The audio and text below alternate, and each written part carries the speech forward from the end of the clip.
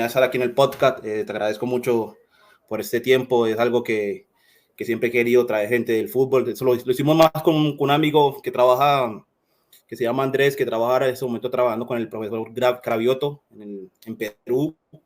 Trabajaba en Huila con él, entonces queríamos crear ese podcast más para que la gente pudiera aprender, sobre todo traer a gente que explique muy bien el juego, gente que ya ha estado en la élite, o sea que te agradezco mucho por esa oportunidad.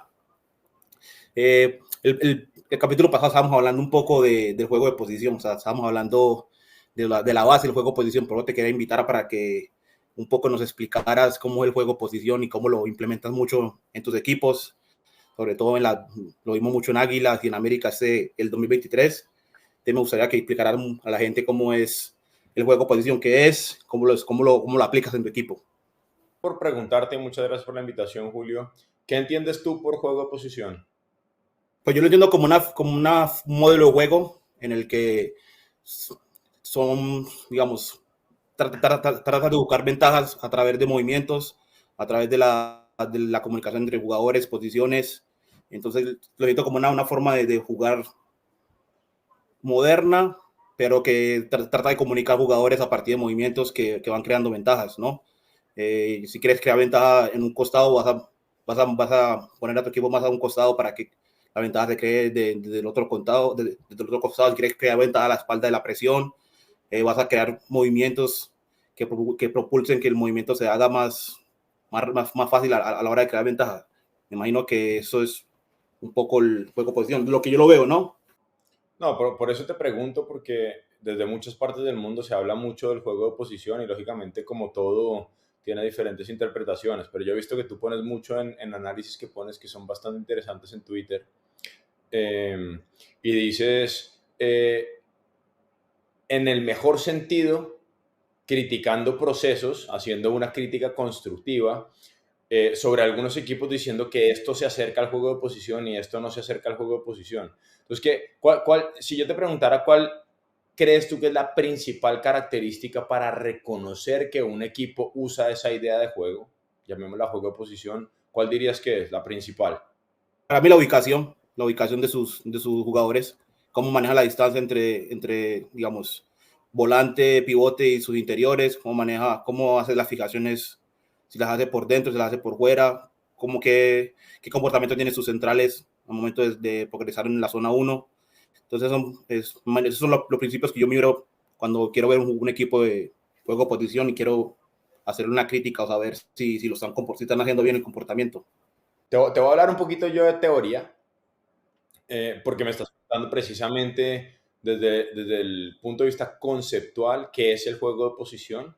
Y yo tenía esta misma pregunta hace mucho tiempo, ¿no? Yo viví muchos años fuera de Colombia, yo tengo 42 años y de los 42 años que tengo viví casi 20 años en total fuera de Colombia.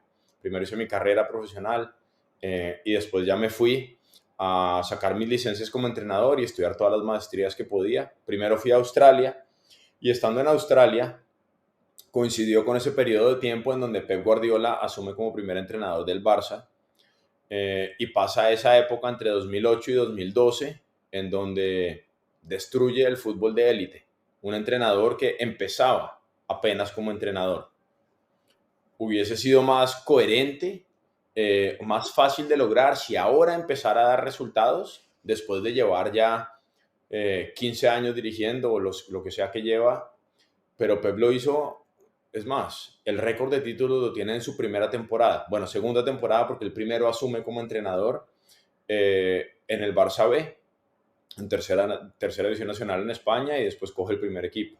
Entonces, cuando yo vi eso, yo quise entender cómo era que este equipo se organizaba, porque yo igual intentaba estudiar de táctica y lo que veía era conceptos que la gente decía de manera aleatoria, ¿no? Que la regla a veces decía la regla de los 6 segundos, de los 8 segundos, de los 10 segundos, escuché hasta de los 30 segundos cuando pierden el balón, o las 3 Ps, o lo que sea, ¿no? Entonces son personas intentando poner palabras en una forma de jugar al fútbol, pero sin conocer de dónde viene esa esencia.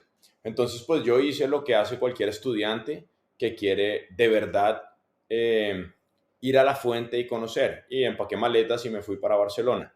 Estuve 6 años en Barcelona y ahí en Barcelona fui a buscar directamente, ya Pep no estaba en el momento que yo llegué en 2015, ya Pep estaba en Alemania, pero fui a buscar a Paco Seirulo. Paco Seirulo es, como dice Juan Manuel Lillo, es la persona que más sabe de fútbol del mundo, y algo sabe Juanma de esto, y en realidad entre Juanma y Paco han articulado teóricamente, Juanma desde la praxis también, porque lógicamente al ser entrenador, pero Juanma también es un entrenador muy conceptual, y Paco desde el aspecto metodológico. Paco fue asistente, inició como preparador físico, pero desde que llega Johan Cruyff al Fútbol Club Barcelona hasta que sale Tito Vilanova del primer equipo, después llega Luis Enrique, Paco estuvo durante todo este tiempo, 20 o 20 y algo años, en el primer equipo del Barça como asistente y tuvo muy buenos entrenadores. Por ahí pasaron los que más han expresado el juego de posición, viniendo su ideología de Holanda y del Ajax, que la trajo inicialmente Rinus Michels y después Johan Cruyff. Entonces Paco lo que hizo fue, cuando sale del primer equipo del Barça, él va al departamento de metodología del Barça y empieza a articular esto del juego de posición de verdad y a fundamentarlo desde el punto de vista científico y a escribirlo, y consigue un grupo de personas que le ayudan a él a desarrollarlo. Ahora recientemente, si no estoy mal, porque hablé con él, tengo una muy buena relación con Paco, hablo con él regularmente y hablé con él hace una semana o algo así, y me dice que finalmente su libro, el único libro que él ha escrito, porque por ahí hay libros con carátulas de él que intentan hacer vender como si fuera Paco, pero no tiene nada que ver con Paco. Su primer libro va a salir ahora y va a intentar explicar esto, un poquito de lo que estamos hablando. Entonces, va a ser un gran aporte al mundo del fútbol. Entonces, yo llegué con las mismas preguntas. Paco, ¿qué es esto del juego de posición? Y entonces él empieza a articularlo. Tuve suerte de llegar allá y en el momento que yo llegué, él me recibió como un alumno más. Yo quise escuchar y formé parte de muchas formaciones, de másters y formaciones propias del Barça en donde Paco compartía. Entonces, él empezaba explicando que la gran diferencia entre, él lo llama nuestro juego, nuestro del Barça, nuestro juego, y el juego tradicional, porque hace este comparativo entre nuestro juego, juego de posición, y el juego tradicional, radica en una sola cosa. La diferencia es, todos los equipos que juegan al fútbol tradicional se organizan en función de las dos porterías. Entonces tú tienes una portería acá, a la que tienes que atacar, y tienes una portería acá, a la que vas a defender. Y cuando tú tienes el balón vas a intentar atacar a esta portería, y cuando no lo tienes vas a intentar defender tu portería. De ahí evolucionó la táctica. El fútbol, desafortunadamente, como nos dice él, todavía es muy joven y no tiene un lenguaje propio de fútbol. La gente no habla propiamente de fútbol. Ha copiado el lenguaje que se ha derivado de Inglaterra, que fue en donde se creó el fútbol organizado con el reglamento como lo conocemos. Inglaterra es un país que en su cultura la guerra está muy implícita, porque han sido un gran imperio, fueron el gran imperio británico que iba a conquistar otros países, y entonces todas estas palabras las han copiado en el fútbol para intentar comunicarse entre ellos. Entonces el atacar, el defender, táctica, estrategia, vamos a reventarlos, vamos a matarlos, el remate, el disparo, son lenguaje que se ha copiado de allá de la guerra, con la intención de, aquí hay una portería, yo voy a atacar esa portería, y aquí hay una portería, mi país, mi entorno, mi lugar, yo defiendo mi lugar y voy a atacar el otro. Y de ahí han derivado los sistemas de juego. 1-4-3-3, 1-4-4-2, 1-3-5-2, 1-5-4-1. Todo en un paradigma basado en organizarte estratégicamente por líneas. Entonces yo, si quiero ser más defensivo porque necesito defender mi portería porque soy inferior al equipo al que me voy a enfrentar, o de pronto voy ganando una serie de eliminatoria o necesito empatar un partido, entonces voy a montar una línea de 5 atrás, una línea de 4 adelante y voy a dejar uno allá adelante por si acaso. O voy a montar una línea de 6 para cubrir la amplitud del campo, voy a dejar 3 en la mitad y hago un 6-3-1 o si no 6-4 directamente y vamos a jugar a que de pronto en alguna contra. Entonces eso es lo que tradicionalmente se ha hecho en la guerra. Y de ahí Paco nos ha explicado que de ahí ha derivado la lógica, el pensamiento estratégico del juego del fútbol. ¿Por qué? Esta historia te la cuento porque él dice, el fútbol tradicional radica en un paradigma que se centra en atacar una portería y defender la otra portería. ¿Qué hizo Johan Cruyff? Y Johan Cruyff lo dijo hasta el último día que habló sobre fútbol. Él siempre decía, el fútbol se juega con un solo balón. Todavía se juega con un solo balón. Entonces, ¿qué tienes que hacer tú? Es verdad que hay 2 porterías, pero ¿quién gana un partido de fútbol? El que es capaz de coger ese balón y meterlo más veces dentro de la portería contraria. Entonces, ¿qué empezó a hacer Johan Cruyff? En lugar de, cuando perdemos el balón acá, vamos todos corriendo y nos metemos aquí para defender nuestra portería, y cuando ganamos el balón vamos lo más rápido posible para intentar atacar la otra portería. Johan Cruyff empezó a ver que como los equipos se organizaban por líneas, aquí hay 5, aquí hay 4 y aquí hay una, te estoy compartiendo el secreto de la lógica de este juego del Barça. Si aquí hay 5, estos 5 se van a organizar para defender esta línea. Y Johan empezó a pensar, hey, pero si yo no me organizo para atacar o defender una portería, sino yo me organizo para proteger el balón, o como dice Paco, para disponer del balón, porque tú disponer significa que tú tienes algo con la intención de usarlo. Lillo también sobre todo lo dice mucho, que siempre decimos tiene, posee, pensando que lo disponemos para hacer algo, para meter el gol. Entonces, sígueme la lógica, porque esta es la esencia del juego de posición.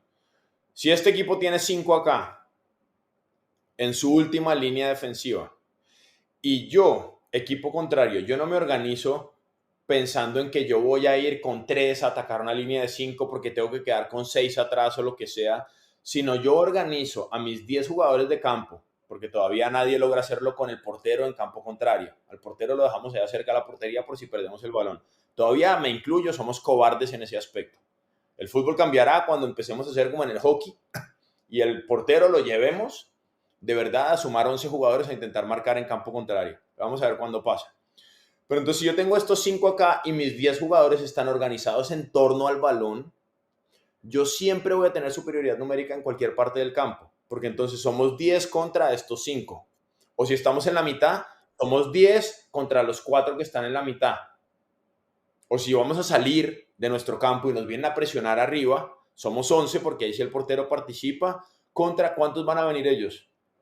6, 7, 8, que vengan 8 y nos dejan 3 atrás, mano a mano. Si vienen ellos con 8, porque no van a ir con menos, más el portero 9 y dejan 2 en la mitad. Entonces siempre vamos a tener superioridad numérica. Entonces, el concepto en esencia de qué es el juego de posición es un equipo de fútbol que se organiza en torno al balón para dominar el balón, a diferencia de un equipo que se organiza para atacar una portería y defender su propia portería. En palabras de Paco Seirulo, que es el que verdaderamente ha articulado esto, así es como él define nuestro juego. Y ahora ya él y Juanma no lo han llamado, ya no lo llaman juego de posición, porque esto fue el lenguaje de hace 20 años, cuando empezaron ellos a articularlo. Ahora ellos lo llaman, lo cambiaron primero a decir juego de situación y después dijeron, uno puede estar bien situado y mal posicionado. Como sí puede, entonces lo cambiaron ahora y lo llaman juego de ubicación. Por eso tu respuesta fue interesante cuando te dije, ¿cuál es la principal característica? Y tú dijiste la ubicación de los jugadores. Bueno, Paco lo que nos dice, ya no habla del juego de posición, habla de el juego de ubicación.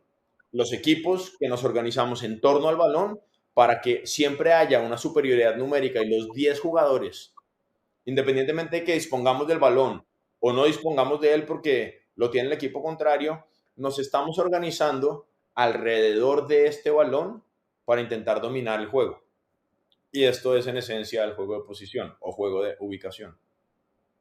Esa, nos deja sobre todo me deja sobre todo una duda, porque eso les hablaba con un amigo y me decía como, qué difícil es intentar meter el juego de posición, el juego de ubicación, el juego de posición en el fútbol colombiano, sobre todo cuando hemos tenido entrenadores como, o sea, no voy a decir nombres, pero entrenadores que han ido a otro estilo de modelo de juego, a otra forma de jugar, a otra forma de formarnos desde las inferiores, desde el fútbol base. Yo te quería preguntar, ¿cómo hiciste tú para incorporarlo en el equipo como Águilas, sin un gran proceso, y después ir a América a hacer casi lo mismo? ¿Qué tuviste que hacer desde el modelo de juego, desde la metodología de entrenamiento? Te voy a hacer una pregunta. Sí, hay una persona que estudia medicina en la mejor universidad de Canadá, estudia medicina y hace especialización en trasplante de órganos. Esta persona puede ir ahora con ese conocimiento a realizar trasplantes de órganos, no sé, riñones o lo que sea, en diferentes partes del mundo, o le va a costar. Sí, depende también del contexto, ¿no? Si tienen las herramientas Vamos a asumir que en para... todos los lados donde va hay hospitales, porque si no hay un hospital y no Sí, tienes herramientas, sí. no puedes. Pero vamos a asumir que hay hospitales. Pero esta persona No, que sí, tiene... sí lo puede hacer, lo puede hacer. Exactamente. Si nosotros cogemos a nuestro amigo, bueno, no es mi amigo, pero me gustaría que fuera, Pep Guardiola, o Roberto de Servi, o si no lo has visto, Pimi, García Pimienta, el entrenador de Las Palmas, y lo traemos a Colombia. ¿Será que con el futbolista colombiano, que aparentemente para muchas personas parece que tiene menos neuronas o es inferior en coeficiente intelectual, porque hablamos de los futbolistas colombianos como si estos chicos fuesen, no sé, pertenecieran a otra especie y no a humanos, porque yo he escuchado tanto esa historia de que no, es que el futbolista colombiano no puede. Yo en mis equipos, en 3 años que llevo aquí en Colombia, he demostrado que sí se puede. Lo demostré con las divisiones menores de Nacional, categoría sub-17, lo demostré con la sub-20, después con Águilas y después con América. Y en todos estos equipos sin haber fichado yo los jugadores. Yo simplemente llegué y me encontré con los jugadores que habían. El único jugador que yo he traído a trabajar conmigo ha sido Edwin Cardona, que lo traje a la América. De resto, todos estaban ahí. Y yo, evidentemente, yo todavía no soy ni Pep Guardiola, ni Pimi, García Pimienta, ni soy Roberto de Servi, ni ninguno de estos entrenadores. Simplemente soy un entrenador que fue a formarse, como lo haría un médico que quiera aprender a hacer trasplantes de órganos, en la esencia, en donde surgió de verdad este juego de posición. Y tuve la suerte de que me abrieron las puertas, me trataron muy bien y yo quise aprender. Y entonces ahora yo vengo acá y ¿sabes qué es lo único que falta para poder jugar al juego de ubicación? Los conceptos, la información, que es lo mismo que me falta a mí para poder hacer un trasplante de un órgano. Yo no sé nada de medicina, es más, yo no sé nada de cocina. Yo no puedo hacer una pasta al dente, lo que sea. Yo no puedo cocinar ningún plato, nada, cero. Es difícil. Hay gente que te va a decir que es muy fácil, pero yo no lo puedo hacer, que es algo que no me interesa y nunca he invertido tiempo ni voy a invertir tiempo en aprenderlo. Pero a mí me interesaba hacer que mis equipos jugaran al juego de ubicación. Entonces fui a buscar allá de qué se trata esto, cómo es que funciona y ahora he sido suficientemente inteligente para estudiar, para escuchar, perdón, y el mérito que yo tengo es que soy capaz de lo que yo aprendí allá y aprendo, porque por eso te digo que me reúno regularmente con Paco Seirulo, le muestro lo que mis equipos hacen, él me da feedback, yo me lo traigo acá y lo llevo al entrenamiento y ¡boom! Aquí está. Entonces lo único que le falta al entrenador para aplicar, independientemente de que el entrenador sea colombiano o español o peruano, chileno o venezolano, lo único que le falta es información. Si tiene los conceptos y es capaz de transmitirlos a los jugadores lo van a hacer. Mira, te doy un ejemplo, porque lógicamente hay jugadores que uno ve que tienen mucha más facilidad para jugar así. ¿Por qué? Porque son jugadores que se relacionan mucho mejor con el pase. Yo no alcancé a jugar fútbol de primera división, pero el fútbol así me gustaba. Yo me relacionaba, me gustaba, el pase cortito, aquí, tac, tac, tac, tac. Alexis Enríquez, que es mi mano derecha, junto con Thiago, Alexis era un jugador lento, perezoso, dicen que para entrenarse no era el que más le gustaba ir y tal, pero Alexis con el pase te solucionaba todo. Yo tuve un chico ahorita que nunca, aquí en América tuve un chico que nunca había escuchado nada de esta información, nunca, ningún entrenador que había tenido. Es más, dentro de América mismo no estaba referenciado porque no me lo trajeron a mí a la pretemporada. Y es el jugador que yo he dirigido que más representa el juego de posición. Hoy está en la selección Colombia, José Escobar. Él asimila la información y él se relaciona de esa forma súper, súper fácil. Kevin Castaño, que hoy está en la selección absoluta, es otro jugador muy similar. Kevin, cuando el equipo Águilas, antes de que llegáramos nosotros, jugaba 1-4-2-3-1, muy buen jugador, pero un jugador normal. El equipo de nosotros pasa a jugar, a organizarse en torno al balón y en lugar de usar dos mediocentros usamos uno y ahí jugador de selección nacional. Es imposible que yo cambie a un jugador en 5 meses. En realidad lo convocan antes de 5 meses, en 3 meses. Pero es imposible que yo tenga la varita mágica para cambiar a ese jugador en tan poco tiempo. Pero ¿qué pasa? Con esta forma de jugar, el jugador bueno que le gusta asociarse a través del pase se potencia y se dispara, y ahora por eso a Josen lo siguen clubes de Europa. Jugando así, si América deja de jugar así, vamos a ver qué pasa con Josen y a dónde sale. Exacto, son jugadores que ya tienen o sea, ya tienen la calidad tanto técnica como un poco, solamente le faltaría como la información táctica, podríamos decir, ¿no? Jugador que le transmita la información para que la implante en la cancha. Pero es que más que calidad técnica, son jugadores que sienten el fútbol de esa forma, viven el fútbol de esa forma y viven el fútbol, viven su vida de esa forma. Alexis, yo ahora ya llevamos un año trabajando juntos, pasamos mucho tiempo juntos, lo conozco muy bien. Alexis es una persona que en su personalidad siempre está pensando en el colectivo, siempre está pensando en su familia.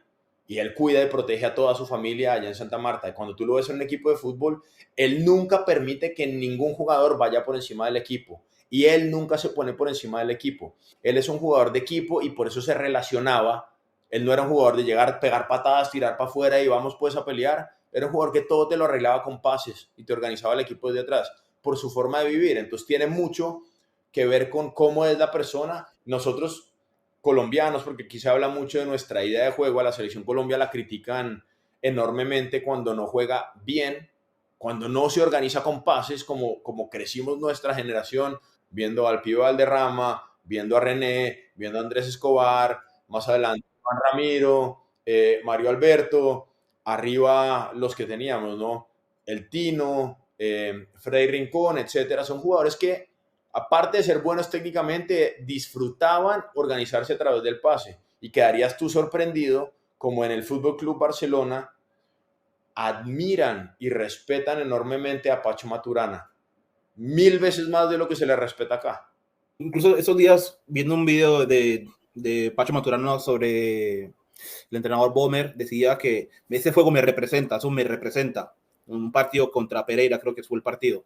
Entonces, creería yo que Pacho Maturano seguramente fue uno de los pioneros que trajo la forma como de vivir del jugador, o sea, no, puso la calidad del jugador, la forma de jugar del jugador, de forma de jugar del equipo a las cualidades de los jugadores, no lo contrario como hacen muchos entrenadores que esta es mi forma, mi modelo de juego y tengo que tener jugadores para este modelo de juego y cambian todo el equipo, cambian la forma que juega el jugador. Entonces diría yo que también el juego de posición lleva a que el jugador explote su forma de ver el juego y su calidad técnica, diríamos así, ¿no?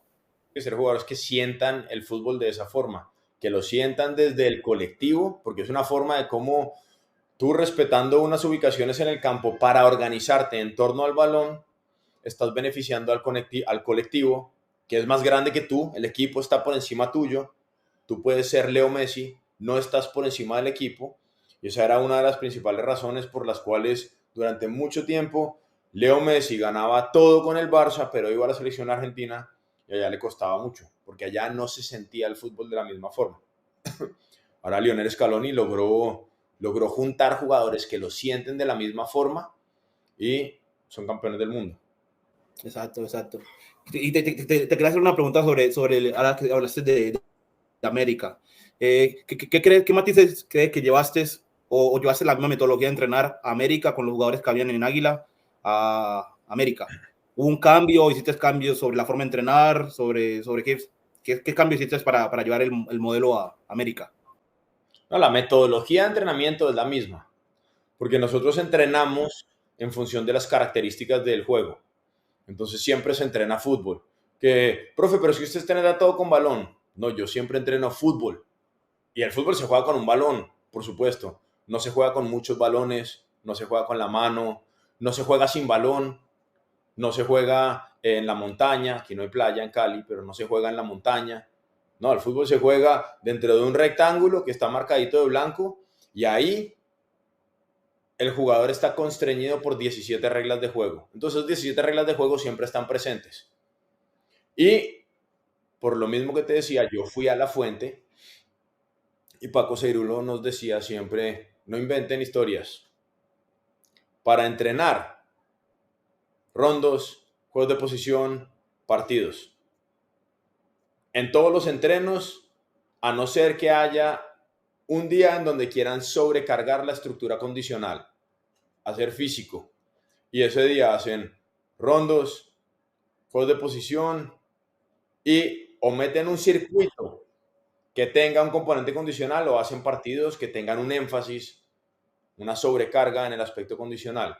Entonces, a donde yo entrene, voy a ir, Julio, a hacer rondos, juegos de posición, partidos. En Águilas, en América, en algún día ojalá la selección Colombia, en Europa, en España o en Ucrania, o en donde me toque dirigir, rondos, juegos de posición, partidos. ¿Qué va a cambiar? La forma como intentamos construir las ventajas. Eso sí va a cambiar. Entonces nosotros en América partíamos de un 1-4-3-3, que se convertía en un 1-3-4-3. ¿Cómo lo hacíamos? Cogíamos a nuestro medio centro, lo bajábamos en 3 centrales, los 2 centrales ganaban amplitud y esos eran los 3 que quedaban atrás. Depende de quiénes fueran los laterales. Vamos a decir que muchas veces fueron Josen Escobar y Marcos Mina. Estos 2 laterales se metían dentro y quedaban como dos medios centros. Y los 2 interiores, muchas veces Portilla y Jader Quiñones, quedaban como media punta haciendo un cuadrado en la mitad.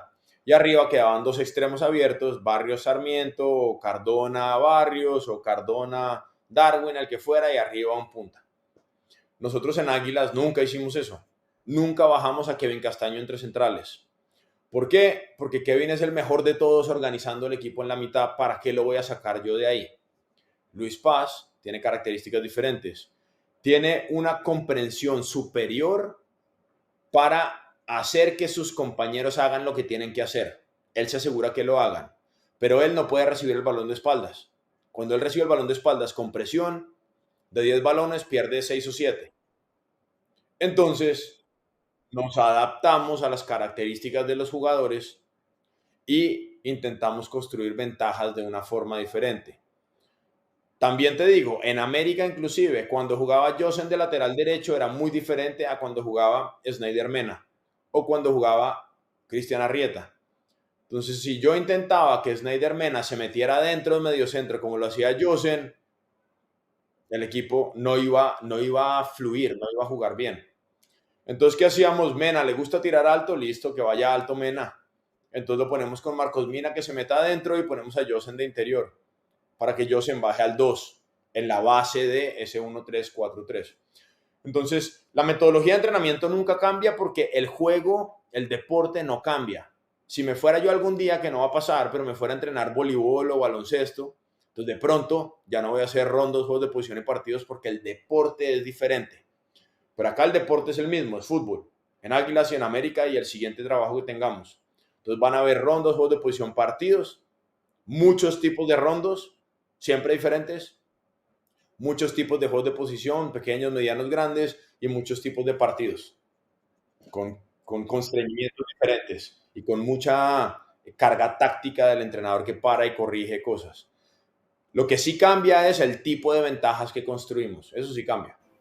Te quería preguntar eso sobre las ventajas. Sí, porque, digamos, en Águila, sobre todo con Kevin, con Pineda, con Rivas, había como una intención, sobre todo, había como una chispa entre los tres que creaban mucha ventaja a partir de su movimiento. Cada uno tenía cualidades diferentes, pero creaban sobre todo muy buenas ventajas. Tenías a laterales como Puerta. ¿Cuál era el lateral izquierdo? Se me olvidó el nombre. Lo cambiamos bastante, porque ahí sufrimos. Sí. Pero digamos, como con las relaciones que creaban entre los jugadores, ¿eran relaciones que se creaban desde el entrenamiento o eran naturales, que se creaban a partir del juego, de lo como convivían los jugadores?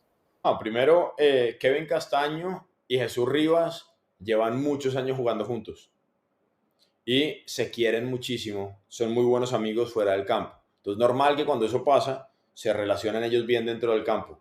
Jan Pineda sí llegó cuando yo llegué.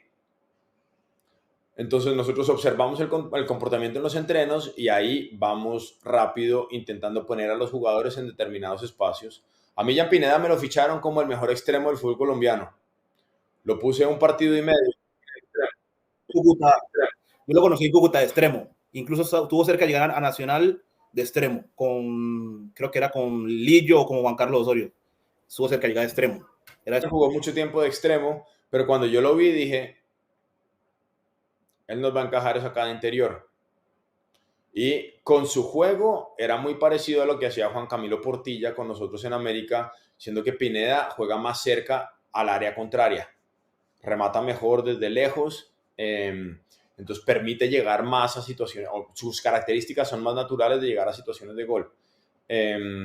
Entonces simplemente tú los ves en el entreno, conoces a los jugadores y ahí intentas sacarles el máximo provecho.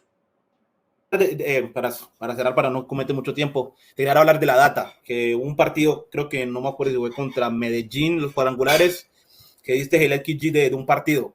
Incluso comenté con amigos que manejamos la data y hablamos como por qué hubo un revuelo que dice mal un dato, que lo dice malo, pero me sorprendió muchísimo el revuelo que hubo porque sobre todo que el XG es una métrica que varía según el proveedor.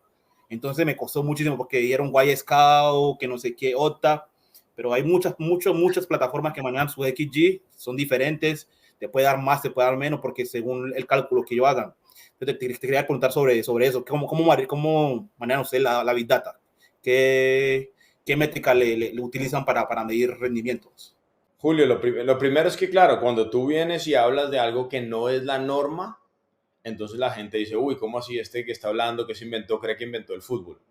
No, el fútbol lo inventaron los ingleses aparentemente y fueron los que organizaron el reglamento. Pero si uno quiere aprender de esto hay que estudiar y después intentar aplicar ese conocimiento. Desafortunadamente, el fútbol todavía está en su infancia. ¿Por qué? Porque es un deporte que tiene poco más de 100 años de historia, a diferencia de otros deportes.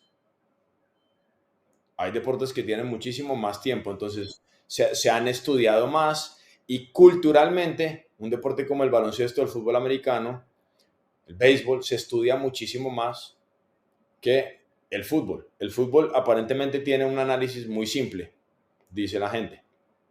Entonces, tradicionalmente, el fútbol se analiza con opiniones subjetivas. A mí me gustó o no me gustó el equipo, pero ¿qué te gustó? No, hoy tuvimos chispas, estuvimos chisposos y la verdad la actitud muy buena, el equipo mostró mucho carácter y así es que me gusta a mí, los equipos que metan huevos.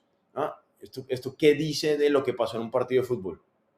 No dice absolutamente nada.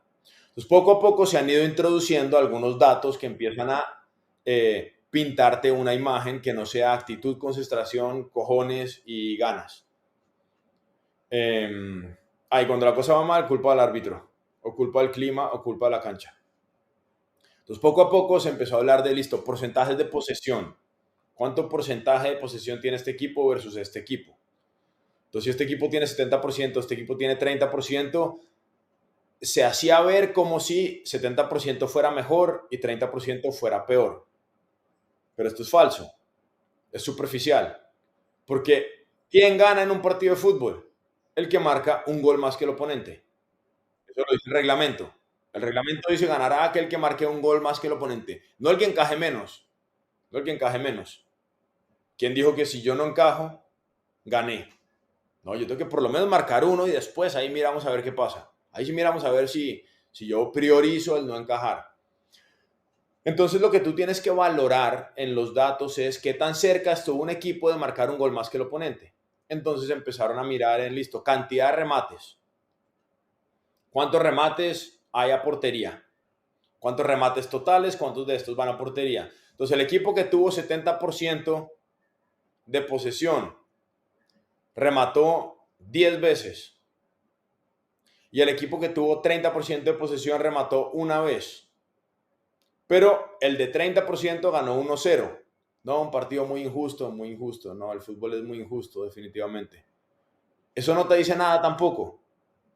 Porque tú estás asumiendo, y es un error importante, que esos 10 remates estuvieron más cerca, simplemente por cantidad, más cerca de terminar en gol que el remate que hizo el equipo que tuvo 30%. Hay una pregunta que la gente no hace, que es la más importante de todas.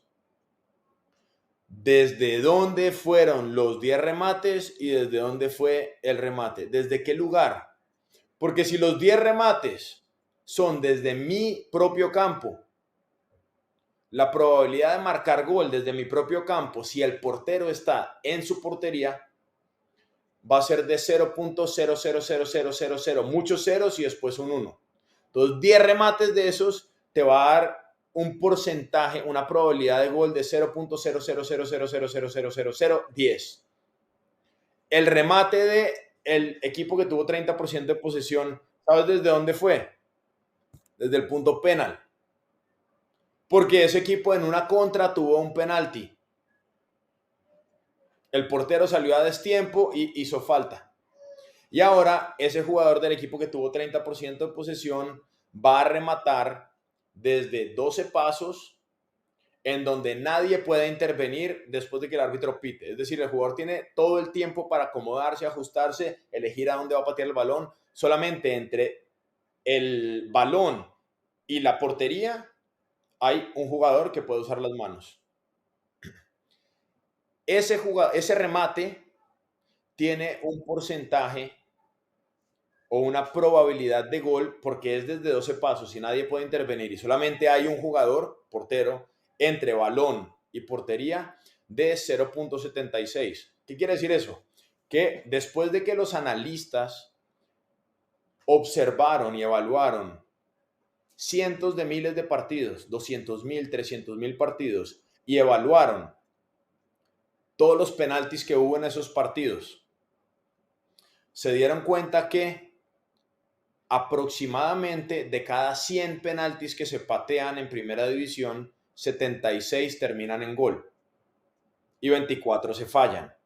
Entonces, cuando tú eliminas la calidad del pateador, porque estamos hablando de 100 penaltis no de Lionel Messi ni de Haaland, 100 penaltis de fútbol de todas las ligas. Primera división de Ucrania, segunda división de Colombia, un penalti, un pateador neutral, 0.76. Entonces, claro, ¿cuál de estos dos equipos estuvo más cerca de ganar? ¿El que tuvo un remate, que fue un penalti, o el que tuvo 10 remates desde propio campo? ¿Cuál de los dos va a tener más probabilidad de ganar? Claro, porque de 100 penaltis, 76 terminan en gol. Este que ganó, este gol fue uno de esos 76. Lo hubiera podido fallar, pero si se cobra 100 veces, 76 terminan en gol, en promedio. Entonces, ¿qué dije yo en ese partido que tú mencionas? Yo estaba haciendo énfasis en que habíamos empezado los cuadrangulares y habíamos perdido un partido 1-2 con 2 penaltis que le regalamos nosotros a Independiente Medellín. Por eso dije, se les apareció la Virgen. ¿Por qué lo regalamos nosotros? Porque en los 2 penaltis, el primero creo que es Kevin Andrade, el jugador, Brian León, si no estoy mal, está mirando hacia el córner, en el borde del área. Él tiene el balón acá y Kevin intenta puntear el balón por entre las piernas, le pega en el tobillo, el árbitro no lo ve que está cerca, pero el VAR lo llama. Un jugador que está de espaldas a la portería, que no tiene ninguna posibilidad de rematar. Es decir, si Kevin no hace ese penalti, no hay ninguna posibilidad de que haya gol, porque el jugador desde ahí no puede rematar porque está mirando hacia la tribuna. El segundo penalti es igual. Jorge Soto recibe un balón que controla mal, se va persiguiendo el balón y en lugar de tirar para atrás y proteger la portería, el jugador, Brian León, va orientado hacia el córner, porque el control de Soto va hacia el córner. Y el portero viene y le pega por detrás. Dos penaltis. Que los dos terminan en gol. La expectativa de gol, el XG de estos dos penaltis, suma 0.76 más 0.76, ¿qué es eso? 1.52 o algo así, si no estoy mal. Nosotros, sin penalti, generamos una expectativa de gol de 1.86 y Medellín 1.54, si no estoy mal. Es decir, los dos penaltis más 0.02 de otro remate que tuvo en todo el partido. No tuvo más. Y mi punto fue, si nosotros no regalamos esos dos penaltis, la diferencia es de 1.86 versus 0.02. Si este partido se juega 10 veces, 8 veces gana el equipo que generó 1.82 2-0. Porque Medellín, salvo los dos penaltis, no tuvo más. Entonces, esta es la forma en la que tú usas los datos, concretamente el XG, los goles esperados, la expectativa de gol, para evaluar de manera objetiva. Porque yo puedo decir, no, este partido fue una mierda, mi equipo jugó muy mal, perdimos 2-1. O puedo decir, hey, en el desarrollo del juego, el desarrollo no fue tan malo, el resultado fue muy malo porque perdimos en cuadrangulares. Es más, perdimos por dos regalos que hicimos nosotros. Y eso tenemos que corregirlo porque no puede volver a pasar. Pero en el desarrollo del juego, si este partido se vuelve a jugar y no hay penaltis, el resultado es diferente. Ese era mi punto. Total, no. Y yo lo entendí, digamos, casi toda la gente con la que hablé, que la de datos, pudimos ver los datos específicamente durante las plataformas y entendimos lo que querías decir, pero creo que hay una crítica, no sé si personalmente contra ti o personalmente contra la gente que habla del fútbol, porque es algo que hemos visto contra Lillo, contra Juan Carlos Osorio, contra tu persona, que cuando una persona habla de fútbol en la rueda de prensa se empieza a crear ya como una que quiere vender humo, que quiere hablar con palabras difíciles para hacerse el inteligente, pero entonces uno dice, pero si no formamos a la gente que ve el partido de la casa en una rueda de prensa, entonces ¿dónde lo vamos a hacer? Porque no todo el mundo tiene acceso a irse a una escuela de fútbol a aprender fútbol. Entonces la mejor plataforma, creería yo, es una rueda de prensa, hablar de fútbol, explicar a la gente bien cómo qué pasa en un partido, cómo se habla de esto. Entonces digo yo que de pronto la crítica contra ti no fue tanto el dato, sino ya a tu persona ya como directamente como decir, no, está vendiendo humo porque la crítica fue así. No fue ni el dato, no fue una comprobada otra plataforma, solamente fue directamente contra ti. Quería decirte yo que entonces, también quería decirte, las métricas, ustedes utilizan métricas para medir los pases, para medir comportamientos defensivos que hacen para la Big Data en eso. No, realmente nos apoyamos simplemente en la plataforma de Wisecout y de ahí sí trabajamos con un analista de datos que está en mi cuerpo técnico y él filtra toda la información y me hace los reportes míos post partido y me hace los reportes de análisis de los equipos contrarios precisamente para evaluar lo que verdaderamente pasa. Entonces yo hago mi análisis subjetivo, después observo el partido y vuelvo y hago un análisis subjetivo, pero los datos son los que te confirman la realidad de lo que pasa en un partido. Estos datos es como cuando tú te caes de una bicicleta, te duele la muñeca porque te apoyaste en la muñeca y vas al médico. Lo primero que hace el médico es, hay que hacer una radiografía para descartar. Sin la radiografía, el médico no puede decir si hay que operar o no operar, o poner yeso o no poner yeso, o dar pastillas y descansar. No, la radiografía es la que te dice, ¿hay fractura o no hay fractura? Esto no es subjetivo. Los datos te dicen exactamente lo mismo. porcentajes de duelos defensivos ganados, porcentajes de regates exitosos, y de ahí salen todos los criterios para evaluar el rendimiento de un equipo y de un jugador de fútbol. Exacto, sí, eso incluso también eso, hablando de estos días con un amigo que va a empezar a trabajar en Venezuela, me decía, ¿qué consejo me das para eso? Y decía yo, pero lo importante es que veas el partido, porque si vas solamente a la plataforma a ver los datos, te va a decir una cantidad de información que te puede decir que tu equipo jugó bien o jugó mal. Lo importante es que veas el partido y ya cuando veas el partido vas a saber cuál es el dato importante que necesitas tu cuerpo técnico para transferirlo. Entonces, sí, yo creo que es una forma, Sí, creo que hay que darle contexto al dato. Sí, creo que la conclusión es, los datos son un apoyo para que el entrenador tome decisiones más objetivas. Los datos no pueden tomar decisiones por sí mismas. Todavía se necesita del entrenador. Eso sí, el entrenador que se apoya en los datos toma decisiones más objetivas, más racionales, más lógicas. Exacto, incluso eso, ahorita que ha llegado el boom del Big Data y ahora se utiliza para fichar jugadores y he conocido clubes que fichan el jugador porque dice que gana 10 duelos sobre 15, sin darle en contexto el método, del modelo de juego que tenía el jugador en su equipo, si era que lo buscaba mucho, si era que se apoyaba mucho en su banda. Entonces, como Claro. se ha vuelto un revuelo impresionante. Entonces, la gente ya que escucha sobre todo eso del dato en una rueda de prensa, empieza a decir, está vendiendo humo ese mancito, no vende humo, porque no se le explica bien a la gente cómo se utiliza el dato. Entonces, quería decir eso. Pero todo forma parte de un proceso natural de evolución. Y Julio, hace millones de años, el planeta Tierra estaba dominado por dinosaurios y ellos se extinguieron. La evolución es curso natural de la vida. El fútbol es una profesión que es muy infante todavía y que va a seguir evolucionando. Y los que queramos escuchar, nos montaremos en ese carro para poder seguir trabajando ahí. Los que no, pensando que todo es humo, pues eventualmente también se extinguirán. Se quedarán atrás. Para terminar, para agradecerte esos 45 minutos, Lucas, te quería preguntar, ¿qué jugador de los que has tenido durante este año en el fútbol colombiano, cuál jugador crees que lo viste la primera vez y te sorprendió, aparte de José Escobar, que dices, de pronto tiene madera para ser entrenador cuando se retire? O sea, como hemos visto en el caso de Alexis Enrique, que dice que su paso con Juan Carlos Osorio y con Lillo lo motivó mucho a ser entrenador. Diego Arias con Juan Carlos Osorio y Juan Manuel Lillo también. ¿Qué jugador crees tú que de los que has tenido este año que tiene madera para ser entrenador por la forma que entiende el juego, por cómo lo huele? Sí, no solamente entender el juego, sino la capacidad de explicarlo, porque la diferencia, hay jugadores, Kevin Castaño y José Escobar entienden, Jesús Rivas entiende el juego de una forma espectacular, pero la diferencia entre un jugador y un entrenador es que el entrenador lo tiene que explicar, el entrenador no lo tiene que jugar.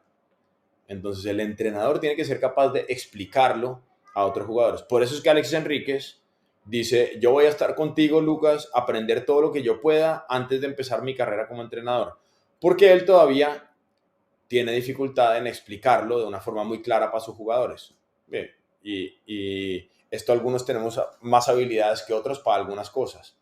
Pero de los que tuvo recientemente en América, yo creo que posiblemente Luis Paz y sin ninguna duda John García serán los jugadores que yo más veo con perfil de entrenador. Perfecto, perfecto. Y para terminar, esta es la última, te juro que esta es la última. Te quería preguntar, porque dices que se decía que tú tenías, no tú precisamente, pero tu cuerpo técnico le tenía falta de experiencia para vestuarios pesados. ¿Ustedes cómo se reparten las tareas en el vestuario? ¿Quién habla? ¿Quién se encarga de estar cerca del jugador? ¿Quién es el motivador? Que incluso ya está hablando de los cuerpos técnicos, diferentes cuerpos técnicos ahí en el fútbol. Entre ustedes, ¿quiénes se reparten los roles? Yo creo que todos los que jugaron con él y definitivamente contra él dirían que el jugador más pesado de su generación era Alexis Enríquez. Alexis creo que es el único jugador, sin duda aquí en Colombia, o colombiano pues, pero que haya ganado las dos Copas Libertadores que ganó. Colombia ha ganado tres, ¿no? En dos clubes. Él estuvo en 2 de esas 3 de toda la historia del fútbol colombiano. La segunda, la última, la levantó como capitán. Entonces, imagínate si alguien dice que a nosotros que digan Lucas como entrenador le quedó grande tal vestuario, lo entiendo, pero que digan como cuerpo técnico, Alexis por eso está conmigo. No, pero lo que pasa es que con los jugadores que yo más relación cercana hago es con los más grandes. Con Edwin Cardona tengo una relación muy cercana, con Víctor Ibarbo, que jugó mundiales en la Roma, etcétera. Tengo una relación muy cercana. Si Alexis hubiera sido jugador mío, hubiera tenido una relación, por eso él se viene a trabajar conmigo sin conocerme. Porque esta relación tú la construyes con respeto, con máxima exigencia y con conocimiento. Porque el jugador grande no quiere que le metan los dedos en la boca. El jugador grande quiere, dame la cortita al pie y yo quiero saber cómo es que vamos a ganar. Lo que sí hacemos es que ninguno está encargado de la motivación y de lo otro. Todos estamos encargados del proceso, pero en la sesión de entrenamiento cada uno tiene un rol. Entonces, si yo estoy dándole información a los jugadores que están en disposición de balón, seguramente Thiago está como primer entrenador dándole información al equipo al que se está enfrentando. Y Alexis está dando la información individual a jugadores, a los de atrás, a los centrales, que les queramos dar prioridad de este lado o de otro. Y lo mismo con el resto del staff.